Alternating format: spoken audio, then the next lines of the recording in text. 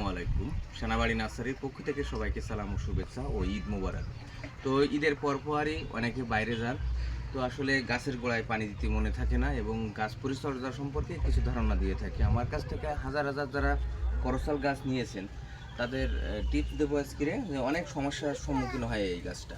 এই যে দেখেন, অতিরিক্ত রোদের কারণে কিন্তু এই পাতা পুড়ে গিয়েছে, আর স্প্রে না করার কারণে এই যে পোকা লাগছে, এই যে দেখছেন, এখান থেকে মাকড়সা পোকা বানায়, তারপরে কিন্তু এই পোকাগুলো এই গাছে থেকে যাবে, যাওয়ার পরে কিন্তু আস্তে আস্তে গাছটা পোকায় আক্রান্ত হবে। তো আপনারা যে কোনো ঔষধ দেবেন, যেটা যে কোনো ছত্রাকনাশক দিলেও হবে বা পাইফলন দিলেও হবে, মানে আপনারা যেভাবে বাড়িতে পরিচর্যা করেন সেভাবে করলে হবে। তারপর অনেকে বলেন যে ভাই গাছ মারা যায়। এই যে দেখেন, এই মাটিগুলা কিন্তু পানি দিয়েছেন কিন্তু অতিরিক্ত শুকনো, দেখছেন সাদা হয়ে গেছে, এই যে গোড়া প্রচুর সাদা হয়ে গেছে। কারণ একটাই, সেটা হচ্ছে গিয়ে পানি দেওয়ার অভাবে। অতিরিক্ত যারা ছাদ বাগান করেন, অতিরিক্ত রোদ থাকে, সে কারণে দিনের দিন পানি দিতে হয়, না তা না হলে আস্তে আস্তে এরকম শুকায় গাছগুলা রোগাক্রান্ত হয়ে মারা যেতে পারে।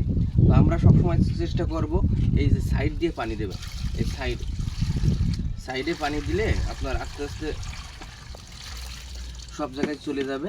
এরকম জায়গায় দিলে এই জাল শিকড়গুলো নষ্ট হয়ে যাওয়ার সম্ভাবনা থাকে। তো আপনারা সবসময়ের জন্য সাইড দিয়ে পানি দেবেন বা জল দেবেন, তাহলে কি হবে যে এই গাছের জাল শিকড়গুলো আর নষ্ট হবে না ওই চাপ পানির স্রোতে। অনেক সময় অনেক ওষুধ থেকে দেন, এই জন্য বলছি। এরকম গাছে আপনারা এভাবে পরিচর্যা করলে ইনশাআল্লাহ খুব উপকৃত হবেন। এটা হচ্ছে কি সেই ক্যান্সার প্রতিষেধক করসাল গাছ। তো আমরা কিন্তু এই যে টফে লাগানো যায় কিনা সেটার একটা রিভিউ দিচ্ছি। আপনারা এই টফের চারাগুলো এভাবে লাগিয়েও বড় করতে পারেন, বা এখান থেকে পাতা সংগ্রহ করতে পারেন, ফল সংগ্রহ করতে পারেন।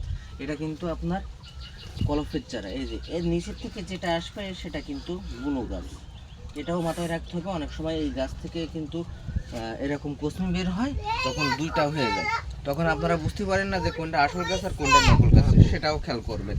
তো এরকম গাছ পেতে আমাদের সাথে যোগাযোগ করুন 01726515255। ভালো লাগলে অবশ্যই শেয়ার করবেন। আসসালামু আলাইকুম।